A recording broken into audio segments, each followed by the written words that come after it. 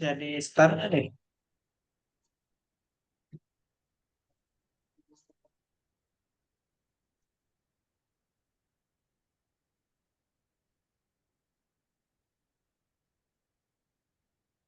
Saya.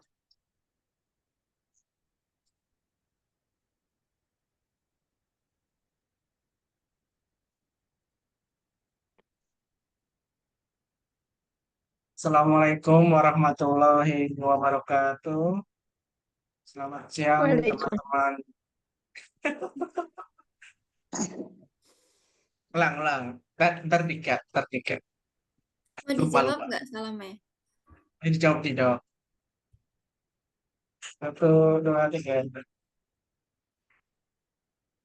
Assalamualaikum warahmatullahi wabarakatuh. Waalaikumsalam warahmatullahi wabarakatuh. Selamat siang teman-teman dan rekan-rekan yang menyaksikan baik dari rumah maupun dari Zoom. Eh, Perkenalkan kami dari kelompok 6 akan mempresentasikan tentang manajemen sumber daya manusia bagian pemberhentian pegawai. Sebelum kami masuk ke materi presentasi kami, sebelumnya izinkan kami memperkenalkan diri terlebih dahulu, dimulai dari saya. Perkenalkan, nama saya Muhammad Irbat dengan NIM akhir 017. Perkenalkan, saya Nuryanti dengan NIM akhir 028. Perkenalkan, nama saya Anindita Nimas Ayu Primadani dengan NIM akhir 040. Perkenalkan, nama saya Anissa Fia Sabila dengan NIM akhir 088. Baik, terima kasih kepada rekan-rekan yang telah mengenalkan diri. Untuk mempersingkat waktu, kami akan mulai presentasi kami. Pada rekan-rekan, saya silakan.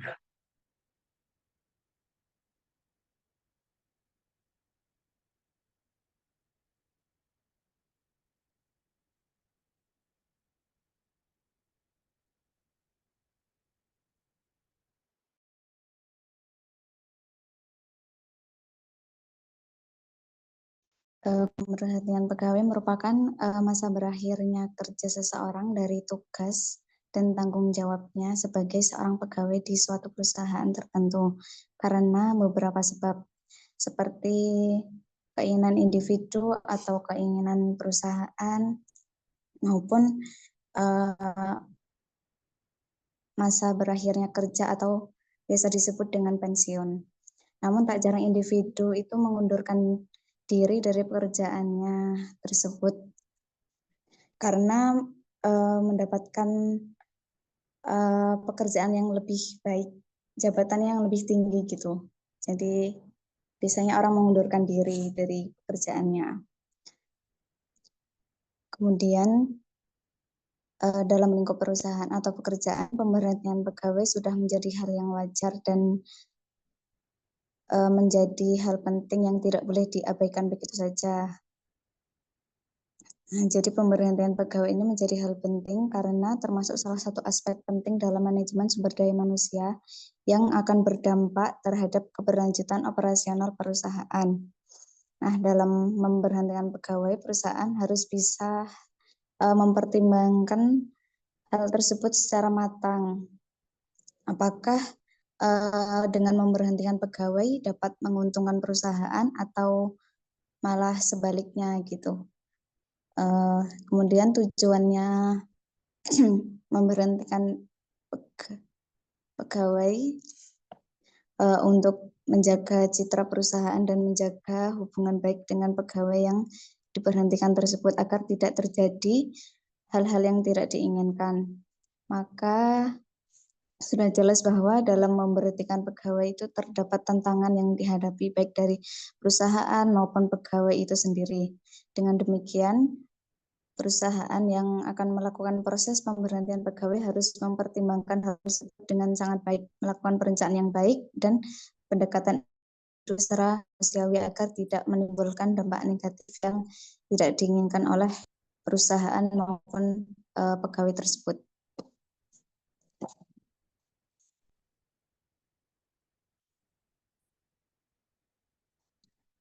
Untuk rumusan masalahnya, yang pertama, apa yang dimaksud dengan pemberhentian pegawai, kemudian kapan pemberhentian pegawai diperlakukan dan apa saja jenis-jenisnya. Kemudian yang terakhir, bagaimana proses pemberhentian yang baik dan adil. Untuk tujuan dari tulisan ini yaitu yang pertama menjelaskan konsep dan jenis-jenis pemberhentian pegawai, menganalisis prosedur pemberhentian yang tepat, dan yang terakhir memberikan rekomendasi untuk proses pemberhentian yang adil dan efektif.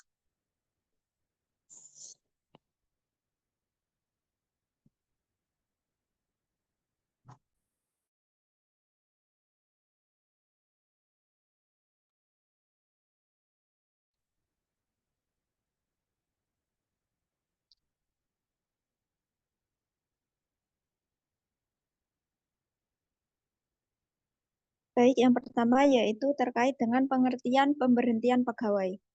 Jadi pemberhentian pegawai adalah proses pengalihan pengakhiran hubungan antara karyawan dan organisasi yang melibatkan aspek hukum administratif dan manajerial. Jadi menurut Undang-Undang Nomor 13 Tahun 2003 itu pemberhentian atau pemutusan hubungan kerja biasa yang disebut PHK adalah pengakhiran hubungan kerja karena suatu hal tertentu yang mengakibatkan berakhirnya hak dan kewajiban antara pekerja dan pengusaha. Jadi dari pemberhentian pegawai di sini atau PHK itu merupakan suatu proses pengakhiran hubungan kerja antara karyawan dan organisasi. Next.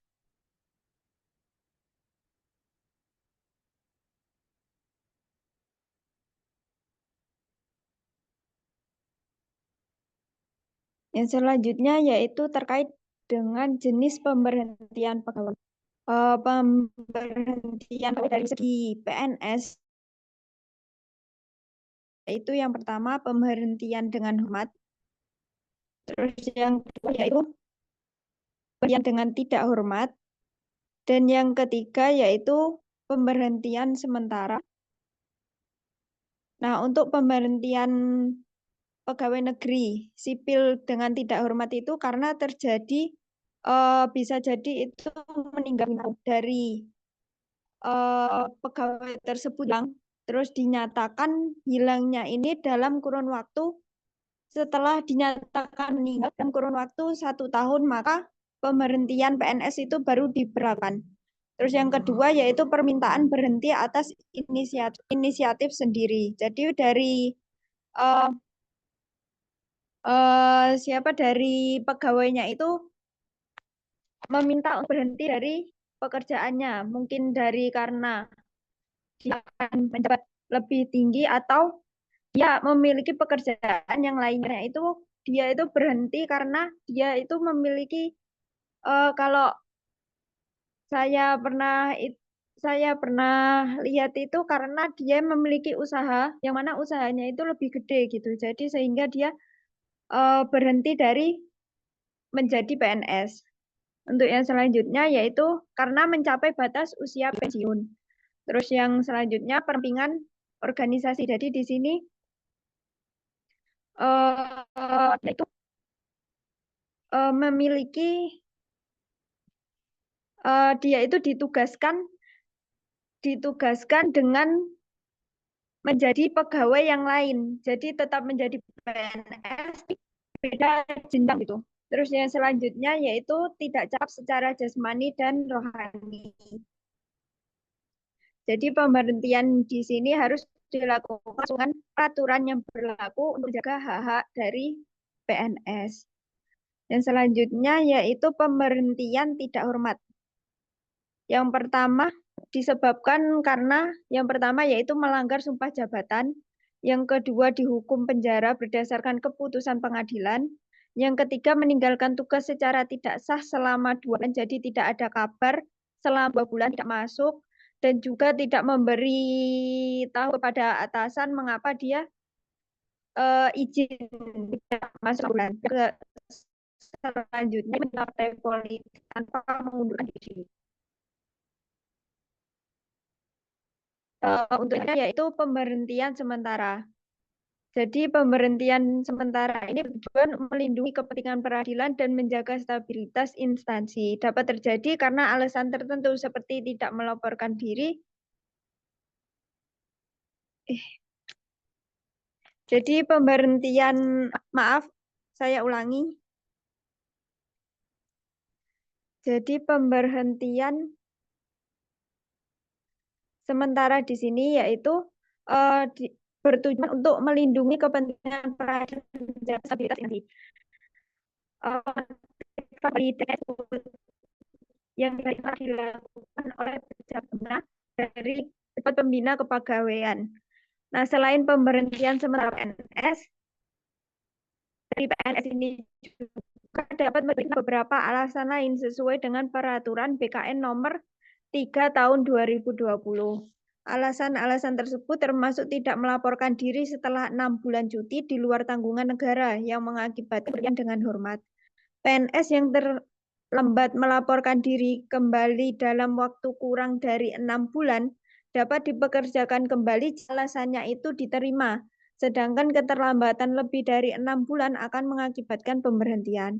Jadi proses ini itu menunjukkan seberapa pentingnya kepatuhan terhadap prosedur dan pengelolaan yang baik dari pejabat yang berwenang.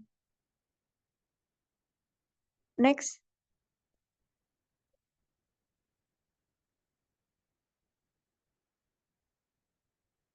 Untuk yang selanjutnya yaitu jenis-jenis pemberhentian pegawai atau biasa yang disebut dengan pemutusan hubungan kerja atau PHK gitu. Nah, untuk yang pertama yaitu pemutusan hubungan kerja oleh pengusaha. Jadi dilakukan atas keinginan majikan dengan alasan tertentu. Nah, contohnya itu ketika COVID kemarin kan banyak sekali kan ya dari waktu pandemi kemarin banyak sekali yang kena PHK itu karena dari pabriknya sendiri, dari perusahaannya itu sendiri tidak beroperasi karena kan tidak bisa mengeluarkan barang karena dibatasi dari pemerintah. Nah, untuk yang selanjutnya yaitu pemutusan hubungan kerja oleh pekerja. Hal ini itu terjadi ketika pekerja secara sukarela mengundurkan diri. Atau biasanya itu karena memiliki pekerjaan yang baru atau ingin pindah tempat gitu. Nah, untuk yang selanjutnya yaitu pemutusan hubungan kerja demi hukum. Jadi pemutusan kerja demi hukum ini berlangsung otomatis tanpa tindakan dari salah satu pihak seperti saat masa perjanjian kerja berakhir. Nah, biasanya itu dari pemutusan hubungan kerja demi hukum di sini itu biasanya sistemnya itu sistem kerja kontrak. Jadi sebelum dari pegawai itu di kayak waktu apa ya briefing atau bagaimana itu dia itu diberitahu kalau sistem kerjanya itu kontrak dan kontraknya itu sudah ada ketentuan waktu tersendiri. Nah, untuk yang selanjutnya yaitu jenis pemutusan hubungan kerja oleh pengadilan PPHI. Nah, jadi pemutusan hubungan kerja oleh pengadilan di sini terjadi ketika pekerja yang diberhentikan berhak mendapatkan pesangon dan pengganti hak melalui putusan pengadilan.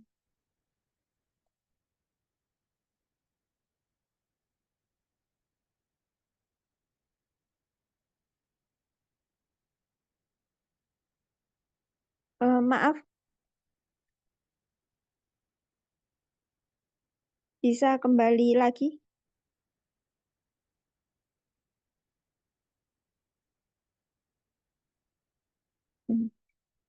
Nah,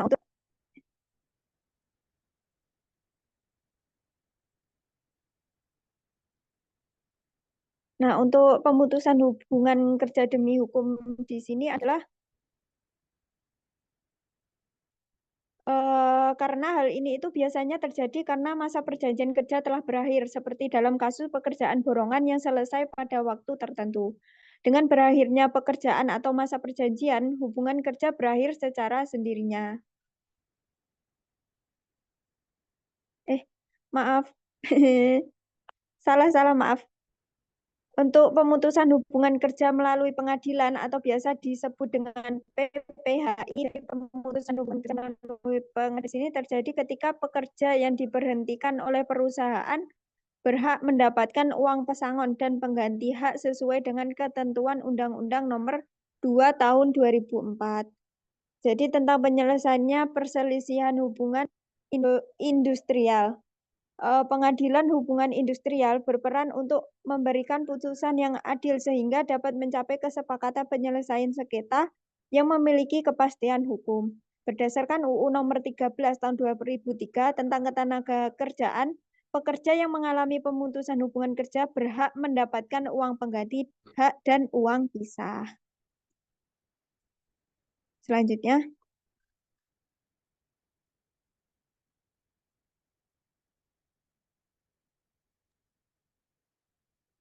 Next.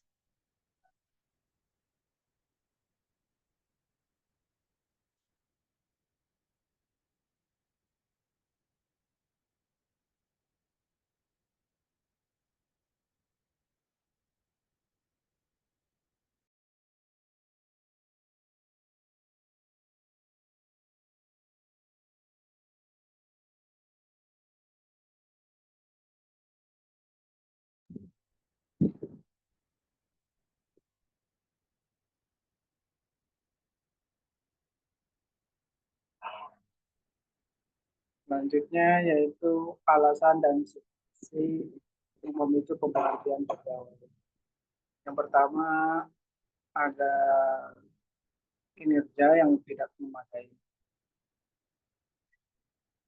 Penilaian kinerja atau performance appraisal adalah suatu proses yang dilaksanakan oleh organisasi atau perusahaan untuk mengukur, mengetahui, mengevaluasi, dan menilai pekerjaan anggota atau karyawan-karyawan secara tepat dan akurat. Nah, menurut Wetter dan Davis dalam Bintaro dan Daryanto 2017, penilaian kinerja ini memiliki beberapa manfaat. Yang pertama yaitu perbaikan kinerja, penyesuaian kompensasi,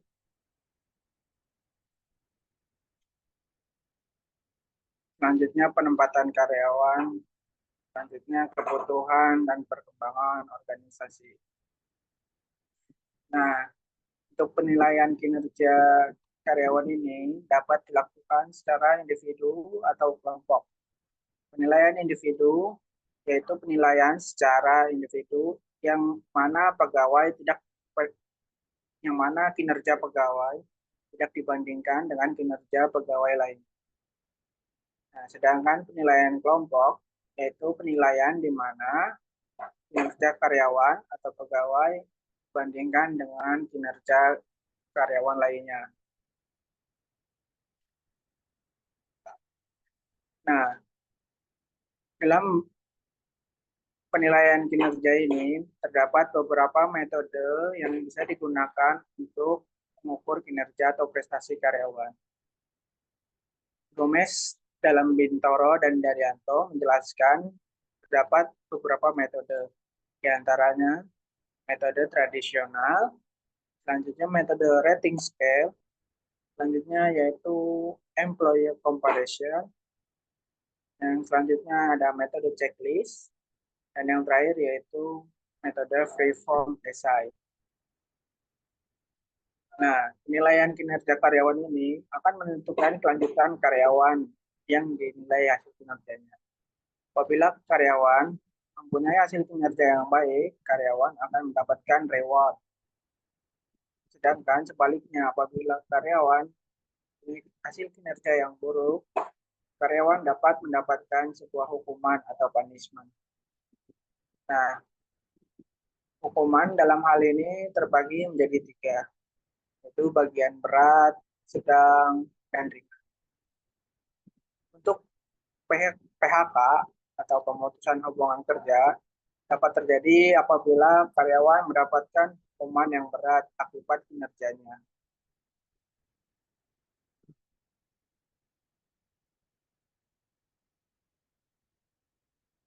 Selanjutnya yaitu restrukturisasi dan rasionalisasi. Restrukturisasi dalam Kamus Besar Bahasa Indonesia diartikan sebagai penataan kembali supaya tatanan menjadi lebih baik. Swanson dan kawan-kawan dalam Natania dan Dewi 2023 mendefinisikan restrukturisasi sebagai perubahan dengan tujuan membenahi struktur hukum, kepemilikan, operasional, dan lainnya. Nah, restrukturisasi ini terdapat beberapa jenis, diantaranya restrukturisasi keuangan, restrukturisasi manajerial, restrukturisasi portofolio, dan restrukturisasi operasional. Nah, kegiatan restrukturisasi ini memungkinkan adanya PHK di antara pegawai. Natania dan Dewi mengatakan bahwa restrukturisasi dapat memungkinkan PHK dengan tujuan untuk meminimalkan pengeluaran biaya administrasi dan dapat mengalokasikan dana pada kegiatan yang menghasilkan lebih banyak laba demi keberlangsungan perusahaan. Nah, pengurangan tenaga kerja atau PHK dalam hal restrukturisasi ini sejalan dengan teori employer downsizing. Teori ini merupakan strategi dalam bisnis untuk meningkatkan kemampuan keuangan perusahaan dengan mengurangi atau mengubah struktur tenaga kerja untuk mendapat hasil yang operasional.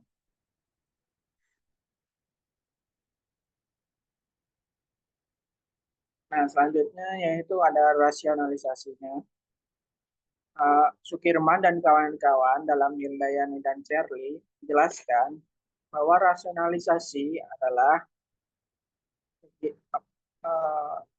pelaku pegawai atau karyawan yang melakukan kecurangan atau menganggap bahwa tindakannya tidak salah dan sering terjadi, atau biasa disebut dengan pembenaran sikap atau pembenaran yang dilakukan oleh karyawan. Nah, hubungannya dengan pemberhentian kerja yaitu adalah seorang karyawan yang melakukan rasionalisasi ini biasanya merasa bahwa dirinya tidak melakukan kesalahan atau hal-hal yang membuat rugi perusahaan. Namun dari sudut pandang perusahaan, karyawan ini melakukan sebuah kesalahan yang membuat rugi perusahaan, sehingga perusahaan dapat mengambil keputusan untuk memberhentikan karyawan tersebut.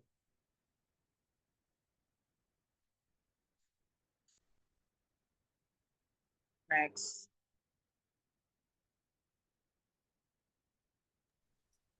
Baik, selanjutnya alasan dan situasi yang memicu pemberhentian pegawai yang ketiga yaitu pelanggaran hukum atau etika. Nah, pelanggaran hukum atau etika ini menjadi salah satu alasan yang paling umum perusahaan dalam melakukan pemberhentian pada pegawainya. Karena pemberhentian pegawai ini dapat terjadi adanya pelanggaran hukum atau etika yang merugikan perusahaan atau melanggar norma-norma yang berlaku. Nah, tindakan ini tuh umumnya diambil sebagai konsekuensi dari tindakan tersebut. Contoh dari pelanggaran ini bisa berupa tindakan kriminal seperti penipuan, korupsi, pencurian, pelecehan, bentuk tindakan tidak etis lainnya, atau bisa juga tindakan-tindakan yang bisa merugikan perusahaan tersebut. Kemudian pemberhentian pegawai ini karena adanya pelanggaran. Nah, ini itu untuk melindungi reputasi perusahaan dan mencegah kerugian lebih lanjut. selain itu, pemerintahan ini bertujuan untuk mencegah kan untuk mencegah kerugian lebih lanjut. Nah, ini itu baik secara finansial maupun finansial yang bisa diakibatkan oleh tindakan tersebut. Nah, langkah ini juga bertujuan untuk menjaga kedisiplinan dan memberikan contoh bagi karyawan lain untuk memenuhi aturan perusahaan. Next.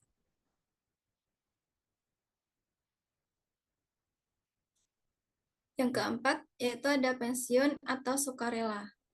Nah, dari pensiun terlebih dahulu, menurut undang-undang, seorang karyawan atau pegawai ini bisa dipensiunkan ketika mencapai usia atau masa kerja tertentu. Usia pensiun ini biasanya ditetapkan pada umur 55 tahun, tetapi karyawan juga bisa menentukan pensiun dini. Ini didasarkan dari keterangan dokter bahwa dinyatakan pekerja ini tidak mampu lagi untuk bekerja atau usianya lebih mencapai 50 tahun dengan pengalaman kerja minimal 15 tahun.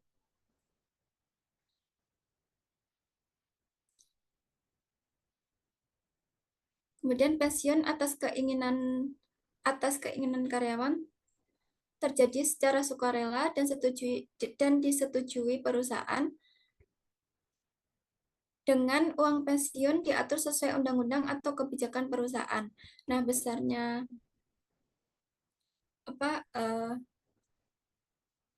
jadi uang pensiun ini diterima oleh karyawan ini diatur di undang-undang itu bagi pegawai negeri dengan pembayaran yang dilakukan secara berkala. Sementara bagi pegawai atau karyawan swasta, besarnya uang pensiun ini diatur oleh perusahaan. Nah, ini biasanya diberikan dalam bentuk pesangon pada saat pemberhentian. Kemudian pengunduran diri sukarela. Nah, pengunduran diri atas keinginan sendiri atau sukarela ini merupakan bentuk pemberhentian kerja yang terjadi ketika seorang karyawan secara sukarela mengajukan permohonan untuk berhenti dari perusahaan yang di mana dia bekerja. Nah, prosedur yang ideal ini karyawan harus diharapkan menyertakan alasan-alasan yang mendasari keputusan serta memberitahu kapan tepatnya dia akan berhenti di bekerja, misalnya dalam waktu 1 bulan. Nah, hal ini tuh penting agar perusahaan ini memiliki waktu yang cukup untuk mencari pengganti dan mempersiapkan transisi agar kegiatan operasional di perusahaan tersebut tidak terganggu. Nah, alasan umum pengunduran diri menurut Fajar tahun 2019 ini diantaranya yaitu adanya pindah untuk mengurus orang tua atau tanggung jawab keluarga, kemudian masalah kesehatan yang membuat karyawan sulit memenuhi tuntutan kerja. Yang ketiga yaitu melanjutkan pendidikan untuk mengembang karir, dan yang terakhir bisa dengan adanya berwira swasta atau membuka bisnis sendiri.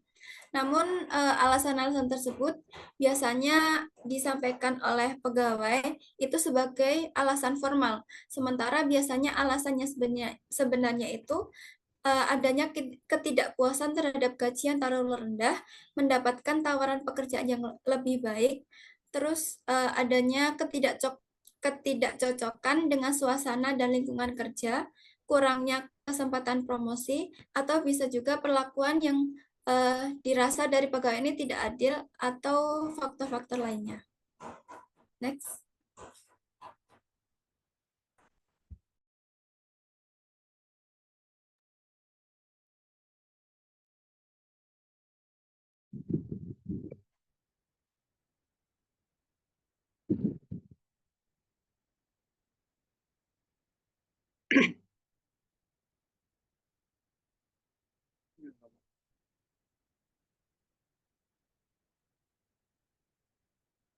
Selanjutnya yaitu proses pemberhentian pegawai.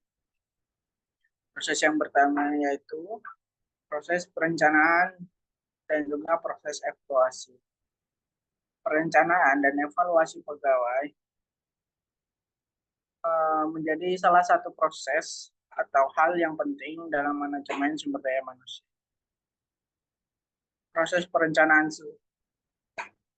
Dalam proses perencanaan, seorang pimpinan perlu melakukan identifikasi terhadap pegawai yang akan diberhentikan.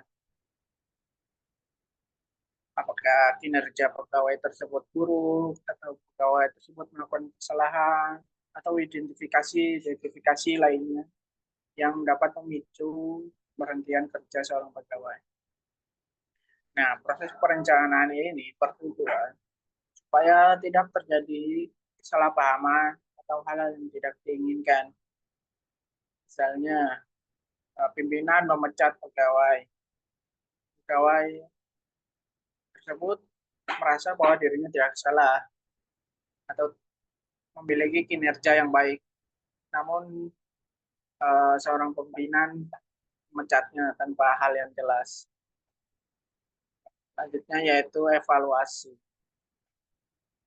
Dalam pemberhentian pegawai, evaluasi dapat memberikan dampak terhadap perusahaan, seperti bagaimana perusahaan mencari pengganti untuk pegawai yang berhenti tersebut, atau bagaimana perusahaan mengetahui apabila pegawai tersebut diberhentikan, dampak terhadap timnya apa. Nah, dengan adanya evaluasi, setelah pemberhentian pegawai, perusahaan ini dapat mengambil langkah yang lebih menguntungkan bagi perusahaan di masa mendatang.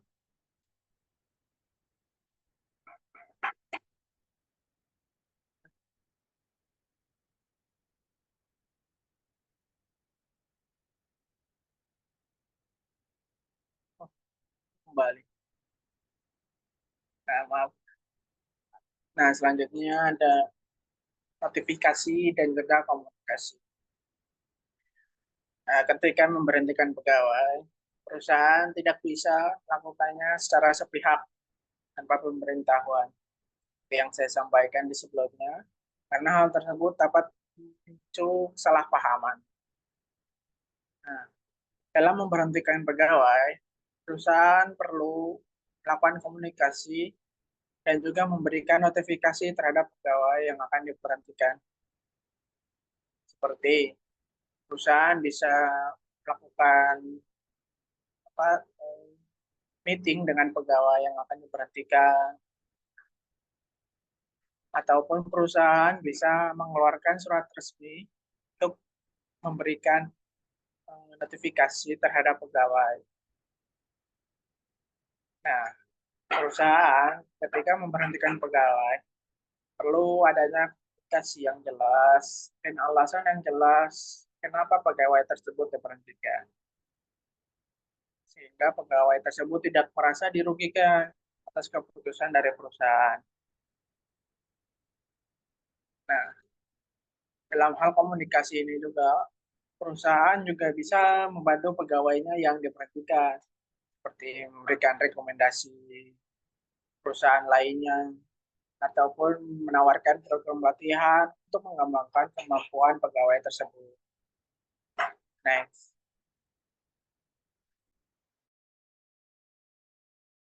Oke, yang ketiga ada konseling dan umpan balik.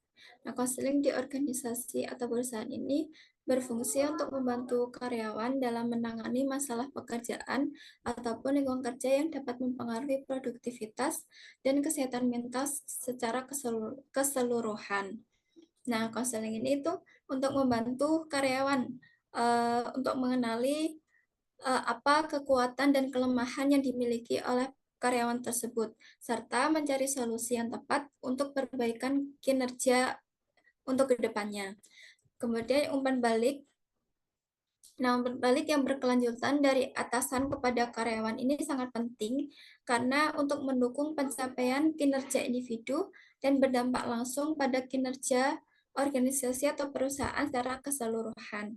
Nah, umpan balik ini jika dilakukan dengan efektif, maka akan memberikan kesempatan bagi karyawan untuk memberikan perbaikan diri sebelum keputusan pemberhentian diambil. dan juga memberi ruang untuk mengevaluasi diri. Jadi jika setelah konseling dan juga serangkaian umum balik ini telah dilakukan, dari karyawan ini masih tidak ada perubahan yang positif, maka langkah-langkah lebih lanjut yaitu pemberhentian dapat dipertimbangkan oleh manajemen. Next. Yang keempat yaitu peran kontrak kerja dan hukum ketenaga kerjaan. Nah, kontrak kerja ini adalah dokumen legal yang mengatur hubungan antara pekerja dengan perusahaan, termasuk di dalamnya ini menjadi acuan utama untuk menentukan prosedur yang harus diikuti. Kemudian setiap langkah dalam proses pemberhentian pegawai ini harus sesuai dengan kontrak, termasuk alasan yang jelas dan juga hak-hak pegawai harus dipenuhi. Nah, Undang-Undang Ketenagakerjaan ini menetapkan prosedur yang jelas mengenai pemecatan, termasuk kewajiban untuk memberikan pemberitahuan sebelumnya dan alasan nyata untuk pemecatan. Nah, hal ini bertujuan untuk mencegah pemecatan secara sewenang-wenang dan juga memastikan bahwa pegawai ini mendapatkan perlakuan yang adil. Nah, jika prosedur hukum yang dilakukan itu tidak diikuti dengan benar, maka perusahaan ini dapat menghadapi konsekuensi hukum, termasuk tuntutan dari pegawai yang merasa dirugikan. Next.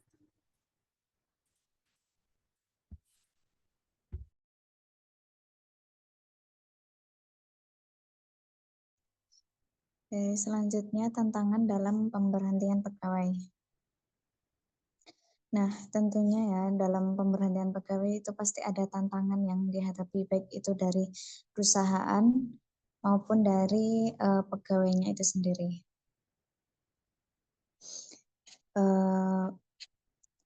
Berikut tantangan pemberhentian pegawai bagi perusahaan itu contohnya, jadi tantangan bagi perusahaan dalam pemberhentian pegawai ini tuh perusahaan harus membuka lagi kayak penerimaan lowongan pekerjaan baru, habis itu mencari sumber daya manusia lagi, gitu.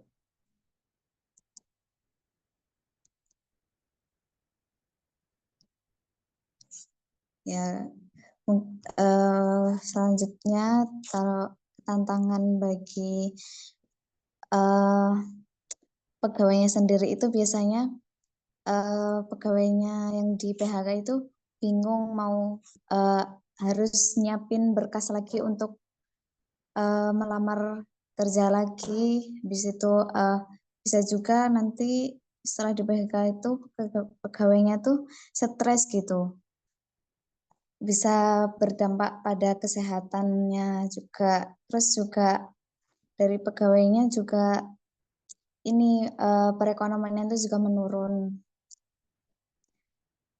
karena kan habis di PHK, jadi belum ada lagi tambahan buat memenuhi keluarganya gitu.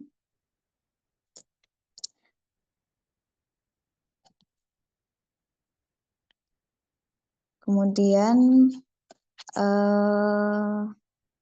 tantangan dalam pemerintahan pegawai itu ada 3 ya. Jadi yang pertama ada dampak psikologis pada pegawai, dampak pada budaya organisasi, kemudian yang terakhir implikasi hukum dan resiko gugatan.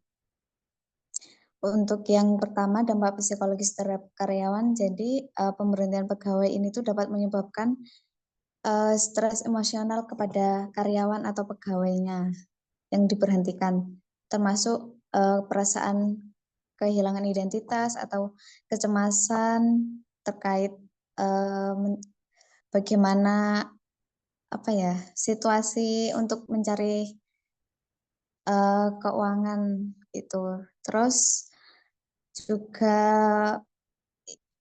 ketidakpastian masa depan.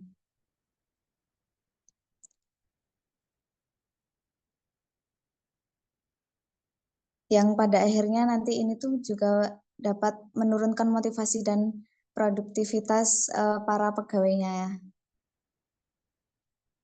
Kemudian yang kedua ada dampak pada budaya organisasi. Nah, jadi pemberhentian pegawai ini tuh seringkali berdampak negatif pada budaya organisasi. Seperti kepercayaan karyawan terhadap manajemen itu bisa menurun, yang mengarah pada penurunan loyalitas dan komitmen. Jadi lingkungan ada karyawan yang bekerja di perusahaan, terus ada temannya gitu yang di PHK. Jadi temannya yang belum yang nggak dipecat gitu atau di PHK itu jadi kayak menurun gitu loyalitas untuk komitmen dalam bekerjanya. Kemudian lingkungan kerja juga bisa menjadi lebih individualistis, di mana karyawan fokus pada perlindungan diri sendiri daripada kerja sama tim. Dan ini tuh bisa menjadi hambatan inovasi dan kolaborasi dalam menciptakan suasana kerja yang penuh ketidakpastian dan ketegangan. Kemudian yang ketiga ada implikasi hukum dan resiko gugatan. Nah, jadi setiap proses pemberhentian pegawai itu harus mematuhi peraturan hukum yang berlaku. Nah, jika pemberhentian dilakukan tanpa alasan yang jelas atau tanpa mengikuti prosedur yang benar, itu perusahaan bisa menghadapi tuntutan hukum. Dan resiko gugatan bisa mencakup klaim pemecatan yang tidak adil, diskriminasi, atau pelanggaran hak-hak karyawan yang dapat berujung pada biaya hukum yang tinggi dan kerusakan, dan ini tuh bisa merusak reputasi perusahaan juga ya. Jadi tantangan ini tuh menggarisbawahi pentingnya perencanaan yang baik, yang hati-hati itu, dan pendekatan yang adil dalam proses pemberhentian pegawai untuk mengurangi dampak negatif yang tidak diinginkan.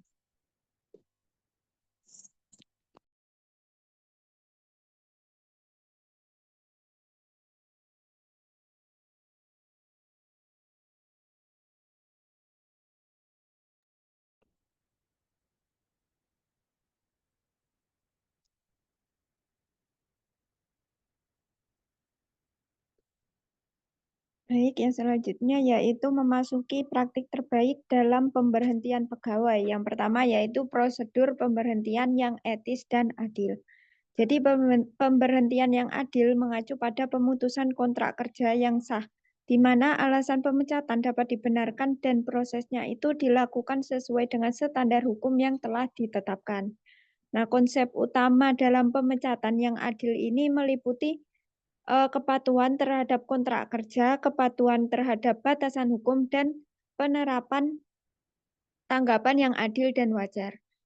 Untuk proses pemberhentian pegawai yang etis dan adil adalah pemberhentian yang sesuai dengan peraturan perundang-undangan yang berlaku, dan peraturan tersebut prosedur pemberhentian pegawai disesuaikan dengan jenis pemberhentian yang dilakukan, baik itu pemberhentian hubungan kerja secara sukarela maupun tidak sukarela.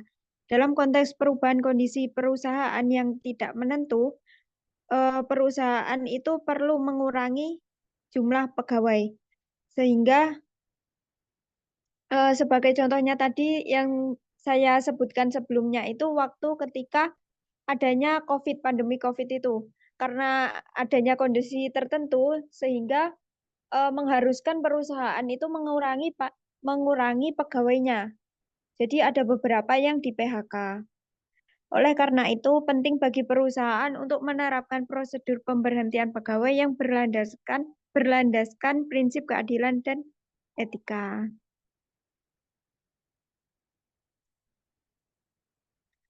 Dalam peraturan undang-undang, jadi proses pemberhentian pegawai yang etis dan adil adalah pemberhentian yang sesuai dengan peraturan dan perundang-undangan yang berlaku.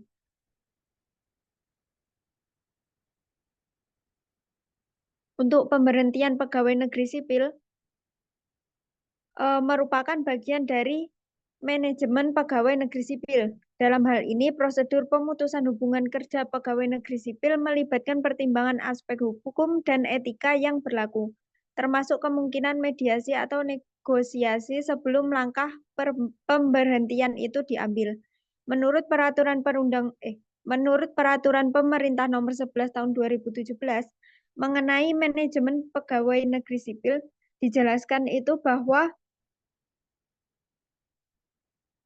untuk menjalankan manajemen tersebut yang berlandaskan sistem merit, yang merupakan kebijakan dan pengelolaan pegawai negeri sipil berdasarkan kualifikasi, kompetensi, dan kinerja secara adil, tanpa membedakan latar belakang politik, ras, warna kulit, agama, asal-usul jenis kelamin, status pernikahan, usia, atau kondisi disabilitas. Maka diperlukan pengaturan yang jelas dalam manajemen pegawai negeri sipil. Jika keputusan pemberhentian tetap dilakukan, organisasi diwajibkan untuk memberikan pemberitahuan yang memadai dan memenuhi semua hak-hak yang berhak diterima oleh pegawai, seperti pesangon, tunjangan, dan layanan dukungan transisi untuk membantu mereka beradaptasi dengan situasi baru setelah kehilangan pekerjaan tersebut. Nah, sebagai contohnya itu, di sini saya memberikan contoh prosedur pemberhentian pegawai negeri sipil atau PNS di Kementerian Riset, Teknologi, dan Pendidikan Tinggi Politeknik Negeri Lokseumawe yang sudah menerapkan prosedur pemberhentian pegawai sesuai dengan ketentuan yang berlaku, yaitu sebagai berikut. Nah, yang pertama itu kan, poin pertama itu surat pemberitahuan kepada pegawai tentang batas usia pensiun di masing-masing unit kerja. Itu dilakukan dalam kurun waktu 1 hari. Nah, untuk yang hari berikutnya yaitu hal itu untuk surat pemberitaan kepada pegawai di sini, dokumen yang harus dipenuhi yaitu yang pertama terkait dengan surat pengantar dari pejabat setempat. Yang kedua, daftar riwayat hidup atau pekerjaan. Yang ketiga, daftar susunan keluarga yang meliputi surat pernyataan penyerahan barang milik negara. Yang kedua, surat pernyataan tidak pernah dijatuhi hukuman disiplin tingkat berat. Yang selanjutnya yaitu surat permintaan pembayaran pensiun pertama atau SP4. Yang selanjutnya yaitu fotokopi Karpek. Yang selanjutnya fotokopi SK CPNS, SK terakhir, dan SK KGB terakhir. Yang selanjutnya yaitu fotokopi surat nikah, fotokopi akte kelahiran anak. Yang selanjutnya fotokopi DP3 1 tahun terakhir. Kemudian diserahkan ke bagian kepegawaian unit kerja masing-masing. Nah, untuk hari berikutnya, setelah berkas yang dimasukkan itu diterima oleh bagian administrasi umum dan keuangan, maka akan diperiksa dan diteliti. Setelah dinyatakan lengkap, maka berkas akan diserahkan ke bagian kepegawaian Politeknik Negeri Lokseumawe. Untuk yang selanjutnya yaitu pada bagian berkas yang telah masuk oleh bagian administrasi umum dan keuangan dilakukan verifikasi di subbagian kepegawaian Politeknik Negeri tersebut. Kemudian akan dicek ulang apakah berkas tersebut telah memenuhi syarat yang telah ditetapkan. Terus ketika berkas telah memenuhi syarat, maka akan diproses selanjutnya. Jika dari berkas tersebut itu tidak memenuhi syarat, maka berkas akan dikembalikan ke fakultas ataupun ke pegawai yang bersangkutan untuk dilengkapi. Jadi berkas yang telah dinyatakan lengkap untuk berkas yang telah dinyatakan lengkap dan memenuhi persyaratan, maka berkas akan diproses lebih lanjut oleh kepegawaian Politeknik Negeri tersebut. Yang selanjutnya yaitu belangko-belangko yang telah siap diserahkan ke pejabat yang berwenang untuk ditandatangani dan dibuatkan surat pengantar ke Kemenristek Dikti.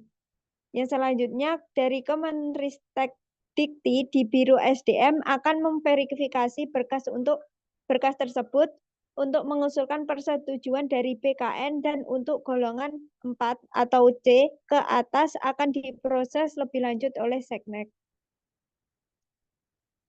Selanjutnya yaitu apabila berkas yang telah dinyatakan lengkap dan memenuhi persyaratan, maka berkas akan diproses lebih lanjut oleh bagian kepegawaian Politeknik Negeri. Maaf.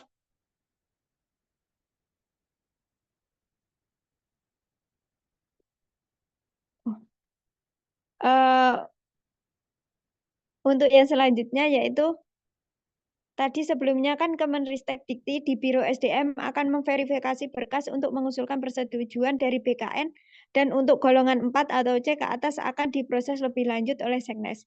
Nah, untuk yang selanjutnya yaitu SK pensiun yang telah selesai akan dikirimkan ke subbagian kepegawaian Politeknik Negeri tersebut dan atau terhadap pegawai yang bersangkutan untuk tembusan ke kantor Perbendaharaan Negara atau KPN dan Taspen.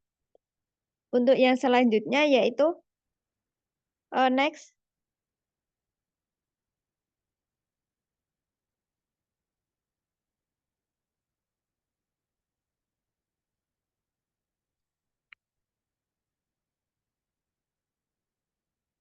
Yang selanjutnya yaitu program outplacement. Definisinya yaitu upaya membantu staf yang terkena pemutusan hubungan kerja PHK untuk beralih ke pekerjaan yang baru.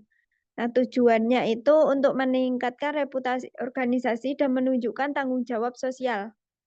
Dukungan yang diberikan dari program ini yaitu bimbingan karir, pelatihan keterampilan, dan akses ke jaringan profesional. Nah, keuntungan bagi organisasi dengan diadakan program ini yaitu yang pertama dapat memperkuat hubungan dengan karyawan aktif. Yang kedua, meningkatkan reputasi. Yang ketiga, mengurangi biaya klaim pengangguran. Next.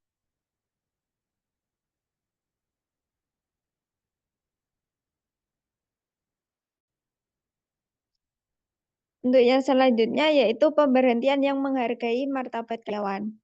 Jadi pemberhentian yang menghargai martabat karyawan itu melibatkan proses yang adil dan transparan, di mana pemberi kerja memberikan kesempatan pada karyawan untuk memiliki kesalahan sebelum keputusan pemutusan hubungan kerja itu diambil.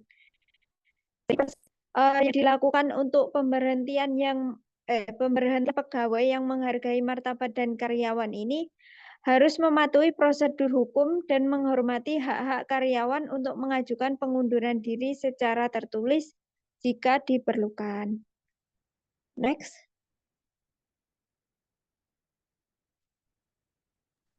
Ya, selanjutnya studi kasus dan implementasi pemberhentian pegawai. Nah, studi kasus di sini contohnya pada kasus pemberhentian PNS bernama Khairuddin akibat absen berkepanjangan. Nah, ini diketahui Khairuddin ini tidak masuk kerja sejak tahun 2017 hingga 2019. Nah, selama 2 tahun penuh, beliau tanpa memberikan kabar atau alasan yang jelas kepada atasannya. Nah, jadi pelanggaran ini jelas sangat melanggar ketentuan peraturan perundang-undangan yang mewajibkan PNS ini untuk disiplin dalam melaksanakan tugasnya. Nah, tindakan indisipliner ini tidak hanya merugikan institusi, tetapi juga mencederai kepercayaan publik terhadap aparatur negara. Nah, dalam kasus pelanggaran disiplin ini, absen selama 46 hari berturut-turut saja sudah cukup untuk menjadi dasar untuk memulai proses pemberhentian.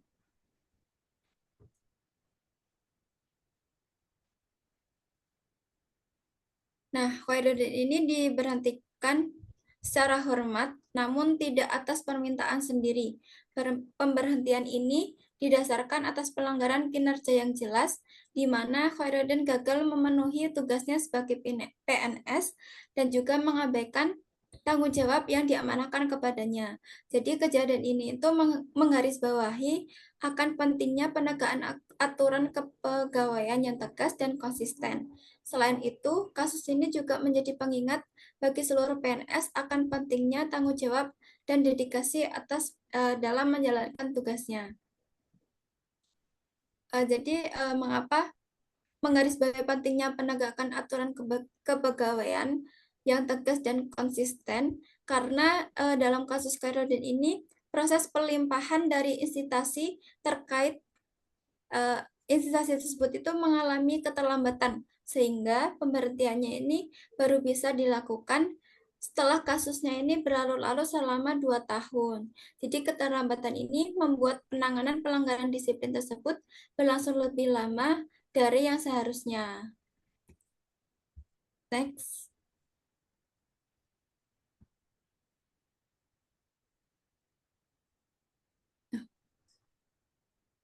Maaf, bisa kembali ke studi kasus tadi.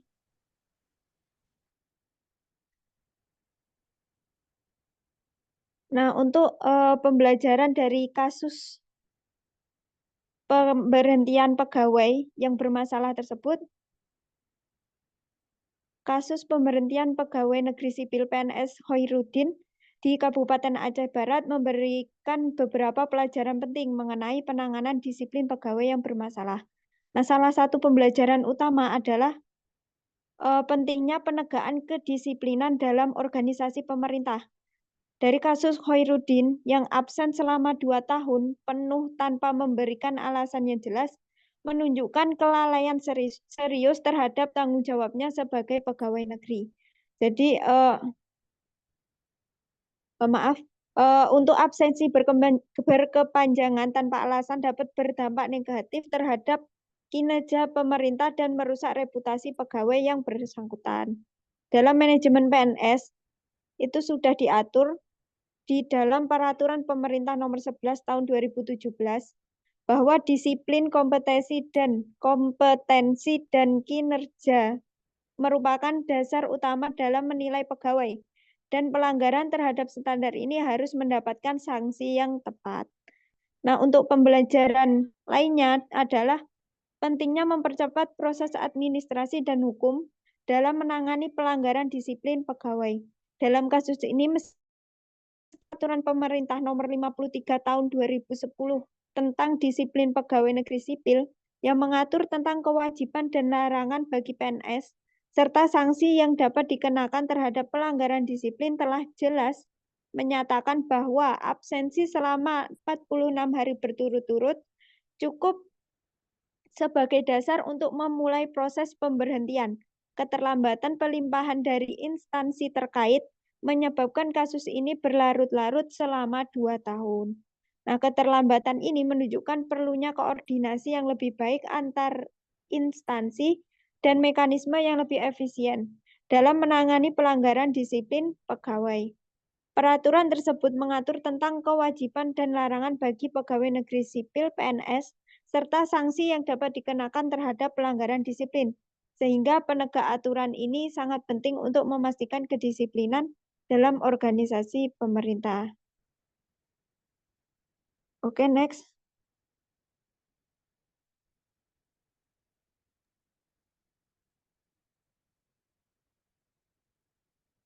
Oke, baik. Untuk kesimpulannya, pemberhentian pegawai merupakan suatu proses pengakhiran hubungan kerja antara karyawan dan organisasi yang melibatkan berbagai aspek, baik secara hukum, administratif, maupun manajerial.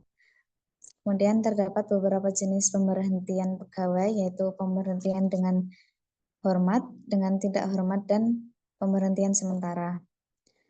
Proses pemberhentian pegawai ini juga melibatkan perencanaan dan evaluasi, komunikasi dan notifikasi, konseling dan umpan balik, serta peran kontrak kerja dan hukum ketenaga kerjaan.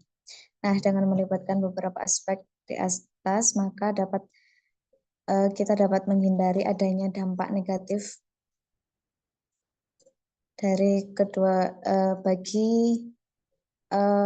kedua belah pihak dari masyarakat, ataupun bisa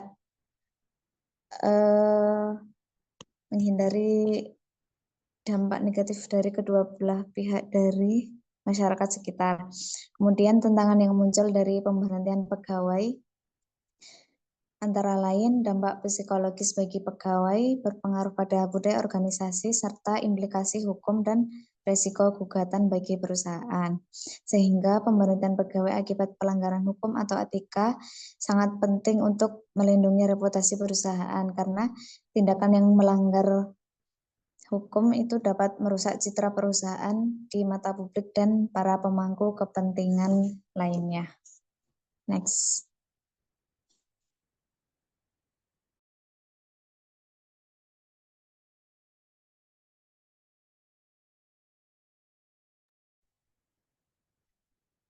Selanjutnya yaitu rekomendasi. Bagi perusahaan yang hendak memberhentikan pegawai, setidaknya harus memperhatikan beberapa hal-hal berikut. Yang pertama yaitu persiapan dokumentasi.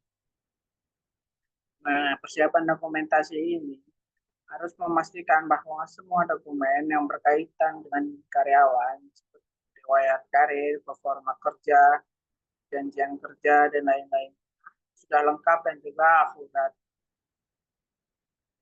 Sehingga dalam proses pemberhentian karyawan, perusahaan dapat menghindari sengketa hukum atau gugatan dari pihak karyawan. Yang kedua yaitu ada komunikasi yang transparan. Nah, komunikasi transparan ini yaitu seperti memberikan pemberitahuan yang jelas dan cukup waktu kepada karyawan yang akan di PHK. Nah, kesempatan ini bisa dimanfaatkan bagi karyawan untuk mencari pekerjaan baru atau persiapkan diri sehingga kesehatan mental karyawan tetap. Yang ketiga yaitu atur alasan pemberhentian yang jelas. Nah, alasan yang jelas menjadi objektif bagi perusahaan dalam memutuskan hubungan kerja, sehingga tidak ada diskriminasi dan dapat memastikan bahwa pemilihan pemutusan pekerja didasarkan pada kinerja pekerja dan juga kebutuhan perusahaan, bukan seperti diskriminasi ras, agama, jenis kelamin, dan lain. Dan yang terakhir yaitu prosedur yang adil dan transparan. Nah, dalam pemutusan hubungan kerja, prosedur yang adil dan transparan harus dipastikan, sehingga dalam pemutusan hubungan kerja dapat mengikuti langkah-langkah yang diharuskan. Dan prosedur yang adil dan transparan juga ini dapat memastikan bahwa perusahaan memperhatikan karyawannya itu sesuai dengan undang-undang dan peraturan-peraturan yang berlaku.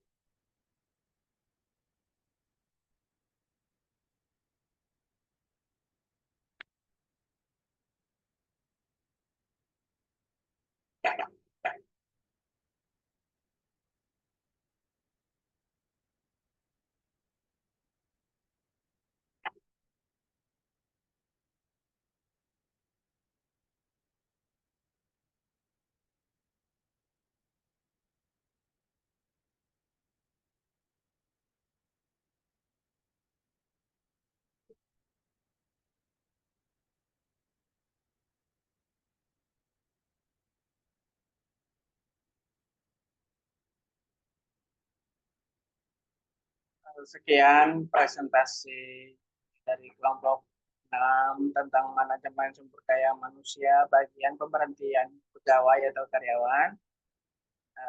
Apabila terdapat salah kata atau salah ucap atau salah memunculkan layar, mohon dimaafkan. Kami kelompok mengucapkan terima kasih kepada teman-teman yang telah menyaksikan kami cukupkan presentasi kelompok kami. Kami tutup baca alhamdulillah dan wassalamualaikum warahmatullahi wabarakatuh. Waalaikumsalam warahmatullahi wabarakatuh. Wabarakatuh.